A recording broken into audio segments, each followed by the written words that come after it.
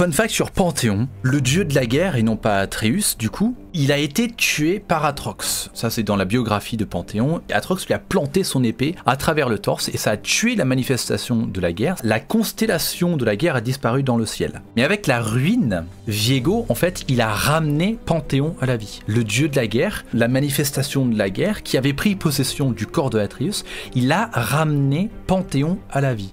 Du coup, le skin Panthéon de la ruine, c'est à nouveau Panthéon qui contrôle le corps de Atreus et non pas Atreus.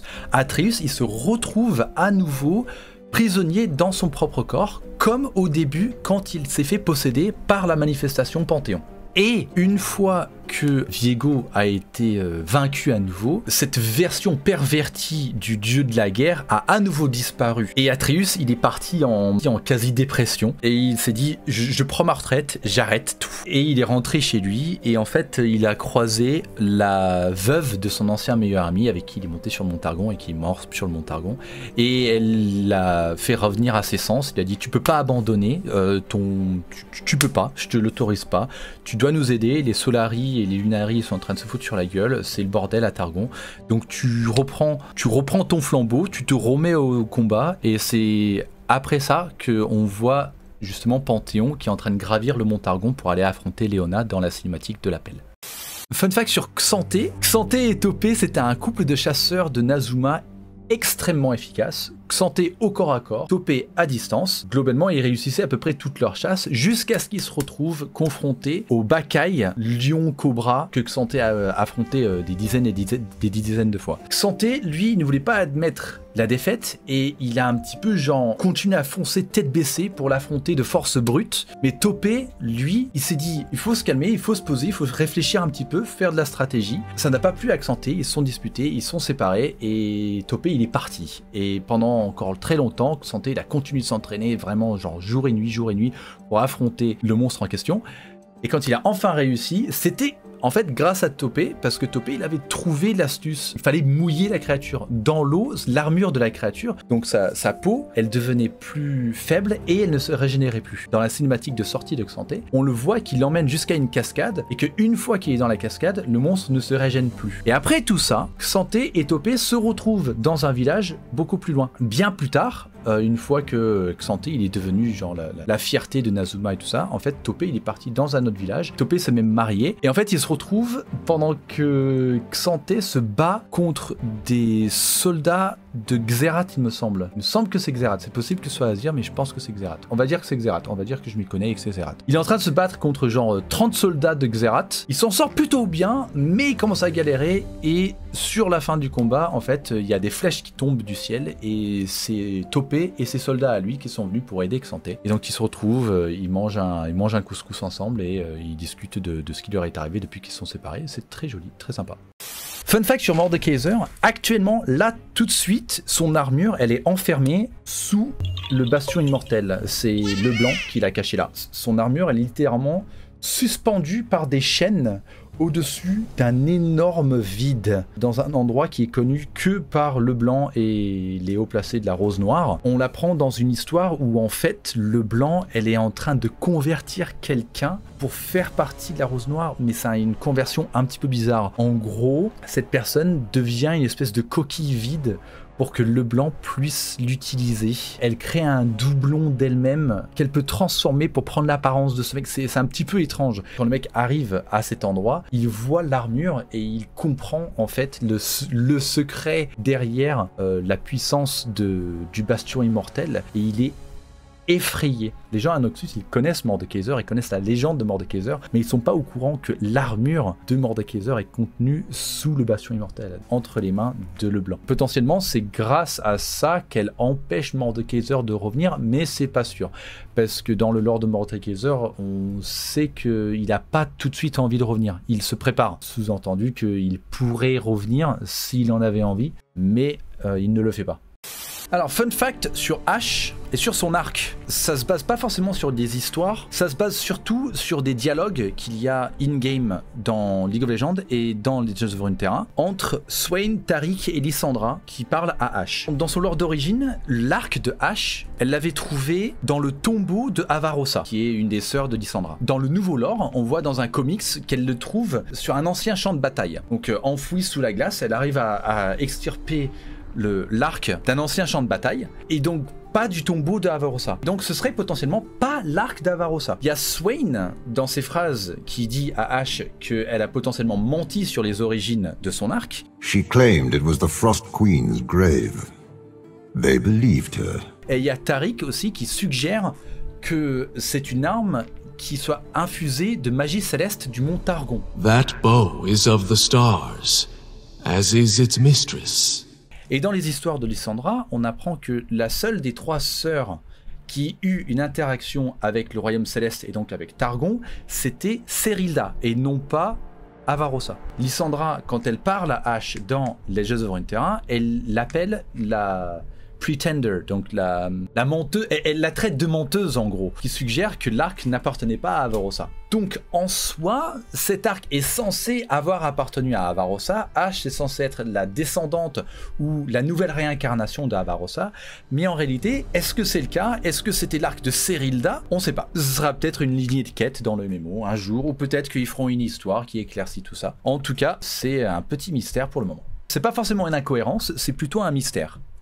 Alors, fun fact sur Bilgewater. Actuellement, la guerre entre Miss Fortune et Gangplank a repris. L'event où il y a Gangplank qui a été effacé du jeu pendant une semaine, le Burning Tides, où il était présumé mort parce que Miss Fortune avait fait exploser son bateau. Après les événements de Ruined King, il y a Gangplank qui est revenu. Dans Ruined King, Miss Fortune, elle est en train de rebâtir un petit peu son empire à elle de Bilgewater. Elle s'installe en tant que chef de Bilgewater. Et dans Ruined King, il y a Gangplank qui revient, qui se fait savoir vivant, et du coup maintenant à l'instant T dans le lore on est avec Gangplank qui est revenu, qui a récupéré ses anciens sous-fifres. Il y a plein de gens qui sont reliés à Gangplank et maintenant il y a une espèce de guerre de territoire qui se passe au milieu de Bilgewater, une énorme guerre des gangs qui se passe à travers toute la ville et genre ça plombe le moral de tout le monde forcément. Et sensiblement à mon avis dans le MMORPG on va se retrouver à devoir choisir un camp. Quand on va se retrouver à Bilgewater on va certainement devoir s'allier soit à Miss Fortune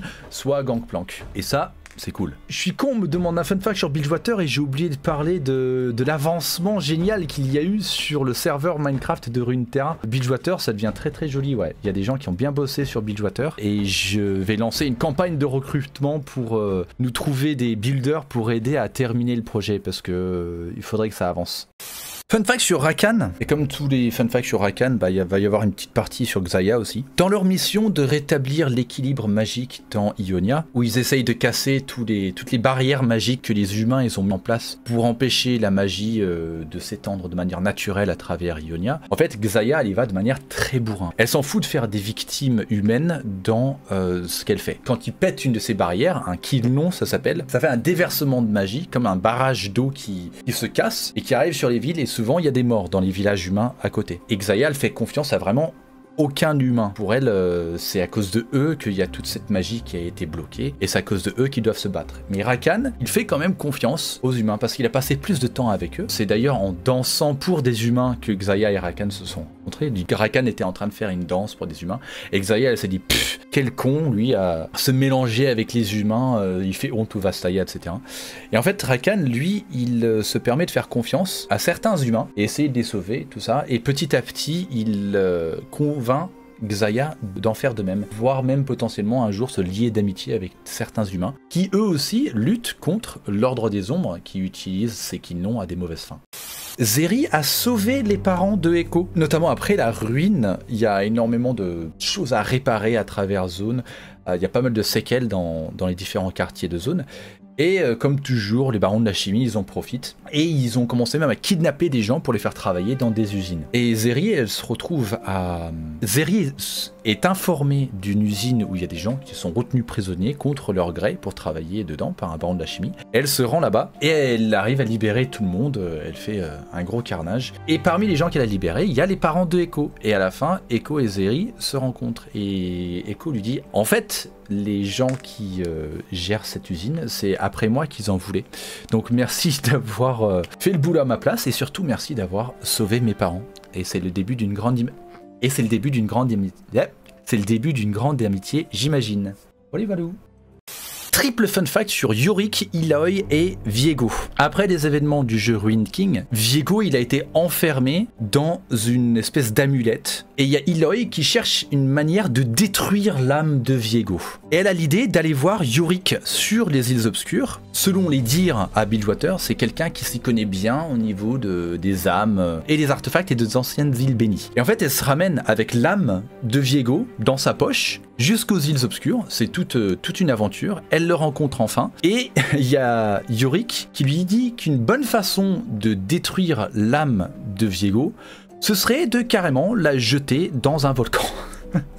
Et ça m'a fait très rire. En fait, à la base, l'amulette dans laquelle il est retenu prisonnier, ils appellent ça les larmes de la déesse. C'est les bourrous qui appellent ça les larmes de la déesse. Et en fait, ça a été forgé à Elia avec des températures extrêmement élevées. Et la seule façon de détruire les âmes contenues à l'intérieur, ce serait également avec des températures extrêmement élevées. Et donc, du coup, il dit... on n'a qu'à le jeter à l'intérieur d'un volcan, ça marcherait certainement très très bien. Et c'est ce qu'ils essayent de faire, mais il se passe des choses et ils n'arrivent pas jusqu'au volcan. Spoiler. Ils n'arrivent pas jusqu'au volcan et en fait il y a un sous-fifre de Tresh qui se retrouve à leur voler l'âme de Viego, qui libère à nouveau, ce qui nous a alors donné les cinématiques de Viego qui fait partir la ruine tout à travers Runeterra. Parce qu'en fait, Ruined King, c'est ce qui se passe avant les cinématiques de l'événement de la ruine qui s'est passé dans les cinématiques et dans le client de LoL. Comment c'est possible que Kai'Sa et Kassadin ont pu vivre dans le néant alors que les transfigurés, juste en voyant le néant, ils sont devenus fous? On a une explication de ça. Alors, ils n'ont pas vécu dans le néant. Déjà, Kassadin, il n'est jamais allé dans le néant, et Kai'Sa non plus en fait. Ce qui s'est passé, c'est que le village où ils étaient s'est fait engloutir par le néant, mais il s'est pas retrouvé dans le néant en fait. Sous Shurima, dans les sous-sols de Shurima, il y a des tunnels remplis de néantins qui pullulent en fait. Il y a Rek'Sai qui en a creusé certains, et les autres néantins, ils en ont creusé d'autres. Il y a Malzahar qui ouvre des portails à travers Shurima aussi, mais Kai'Sa, elle s'est pas retrouvée dans le néant. En fait, elle s'est retrouvée dans les sous-sols de Shurima, dans ces tunnels, à devoir survivre, avec aucun moyen de remonter à la surface en fait. Et au bout d'un moment, elle a réussi à remonter à la surface. Mais elle n'est pas allée dans le néant à proprement parler. Pas là où il y a les veilleurs et tout ça. Elle a jamais vu le vrai néant. Après, Kassadin, lui, se bat contre les néantins, mais pareil, on ne sait pas s'il a vraiment vu des failles directement vers le néant. Les transfigurés, quant à eux, ils ont vu une énorme brèche. Là, actuellement, les brèches vers le néant, elles ont été refermées, genre, elles ont été cautérisées, elles ont été refermées du mieux qu'ils pouvaient. À Ikatia, quand ça s'est ouvert, en fait, il faut vous imaginer que c'était un trou béant de plusieurs kilomètres, en fait, où on pouvait voir vraiment dans le néant.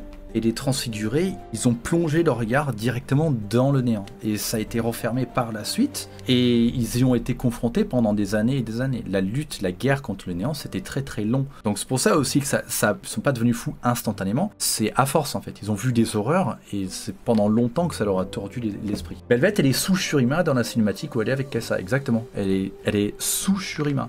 Elle est pas dans le néant en fait. De toute façon, on ne peut pas représenter le néant, parce que c'est littéralement la non-existence. Tu peux pas représenter la non-existence. À partir du moment où tu essayes de représenter quelque chose qui n'existe pas, tu le fais exister, et donc du coup, tu peux pas le représenter. Genre, c'est un paradoxe d'essayer de représenter le néant. Tu peux pas. Voilà. Fun fact sur Doran, celui qui vraisemblablement a fabriqué l'anneau de Doran, l'épée de Doran et le bouclier de Doran. En fait, c'est un forgeron qui existe dans le lore. Avant, il me semble que c'était un forgeron qui avait pris un coup sur la tête et donc du coup, il était capable que de fabriquer les mêmes items en boucle. Avec la refonte du lore, ils ont changé ça et ils en ont fait un maître Wuju qui a entraîné donc du coup Maître Yi dans les arts spirituels. Donc Maître Yi, il était déjà très très fort à l'épée, mais il n'arrivait pas à utiliser la magie du Wuju parce que le Wuju, c'est un art de combat. C'est une espèce de danse de l'âme, un petit peu comme Irelia, mais c'est aussi un art spirituel en lien avec la magie du royaume spirituel. Et en fait, Yi n'arrivait pas à atteindre cette magie, à utiliser cette magie. Donc du coup, il est parti s'entraîner avec Doran. Et c'est notamment Doran qui a fabriqué le bâton de Wukong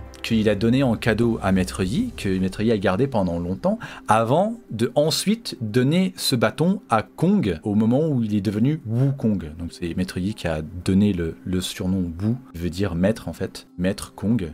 Avant ça, il s'appelait juste Kong. Il est devenu Wukong en lui donnant ce bâton qui venait de son maître Doran. Et Doran a également fabriqué le casque de Maître Yi. En fait, le casque de Maître Yi, ça lui permet de voir le royaume spirituel.